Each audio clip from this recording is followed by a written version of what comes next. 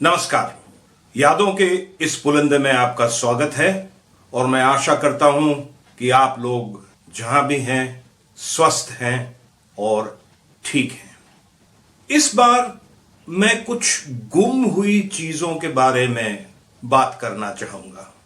वक्त के साथ परिस्थितियों को देखते हुए कभी कभी हमको ये बिल्कुल भी मालूम नहीं पड़ता कि हमारी जिंदगी में से कितनी ही चीजें हैं जो गायब हो चुकी हैं। या तो हमने उनको कहीं रख कर छोड़ दिया है, या हम उनको भूल गए हैं, या उनको हम अपनी जिंदगी में इतना महत्वपूर्ण नहीं मानते। कुछ दिन पहले मेरे एक मित्र ने मुझे व्हाट्सएप पर कुछ शेयर किया जिसको पढ़कर मैं विचलित हुआ, अचंभित हुआ, अच्छा भी लगा और मन करा कि मैं आप सब लोगों से भी ये थोड़ा शेयर करूं। अफसोस कि इन पंक्तियों को लिखने वाले का नाम अभी तक मालूम नहीं हो पाया है। बहुत कोशिश करी मैंने, कुछ और लोगों ने भी गूगल पर जाकर तरह तरह के सर्च इंजन पर अलग अलग शब्दों को डाला, लेकिन इस गुम सामानों की सूची के लेखक का नाम हमको नहीं मिला। आप लोगों से विनम्र विनती है कि अगर किसी को इन पंक्तियों को लिखने वाले का नाम अगर आपको मिले तो कृपया कमेंट सेक्शन में जरूर मुझे लिख भेजिएगा। मैं आपका आभारी हूं और आभारी हूं इस गुमनाम लेखक का, जिनकी लिखित पंक्तियां अब मैं पढ़ने वाला हूं। लेखक कहते हैं कि कल मंदिर की सीढ़ी पर गजब हो गया। चप्पल तो जगह पर थी पर ईमान गुम गया। हृदय में विचारा, टटोला, पर ईमान नहीं मिला। गुम जरूर कहीं और हुआ होगा, पर जब जरूरत महसूस हुई तब पता चला कि वो तो अपनी जगह पर है ही नहीं। फिर सोचा कि और चीजें भी देखी जाएं, वो हैं या गुम हो गई। मैं तो हैरान हो गया जब मालूम पड़ा कि भोजन में से स्वाद गायब है, आंख में से दृष्टि गायब है,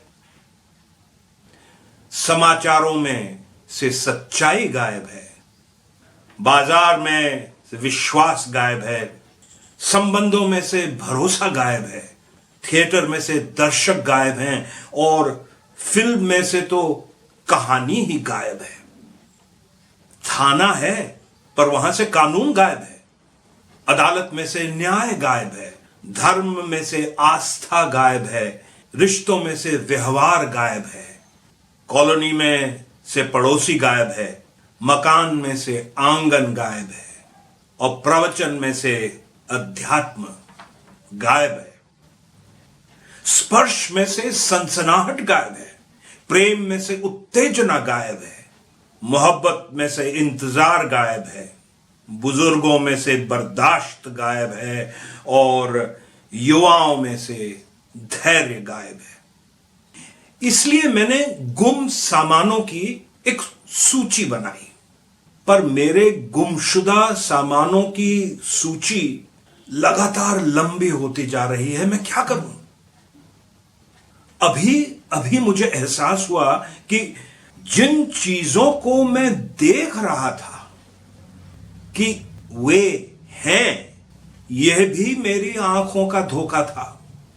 वहां सिर्फ डब्बा था, सामान नहीं था।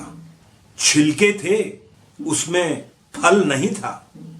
शिक्षा में से ज्ञान गायब है, लोरी में से नींद गायब है, नींद में से ख्वाब गायब है, बिस्तर पर से आराम गायब है और तसव्वुर में से रोमानियत गायब है।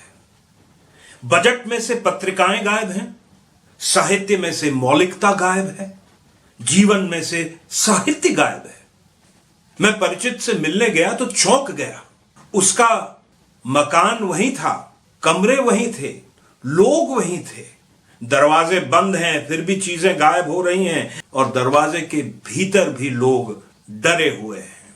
नकाब है पर हया गायब है, आंखों में शर्म गायब है, होठों पर से मुस्कान, खिलखिलाहट और ठहाके गायब है।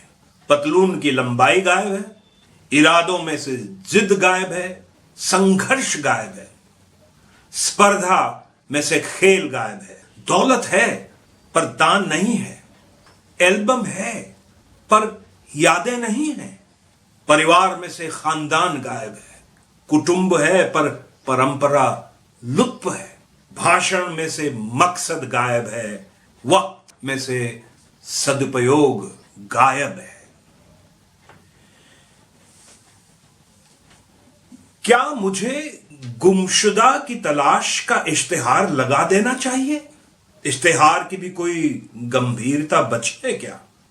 गुमशुदा की रिपोर्ट लिखते ही क्या अमला उसे ढूंढने में सक्रिय हो जाएगा? रेडियो में से आकाशवाणी गायब है, हाथ में मोबाइल की सुविधा है पर उसका उपयोग गायब है। जीवन में से नियम, सिद्धांत, अनुशासन गायब है।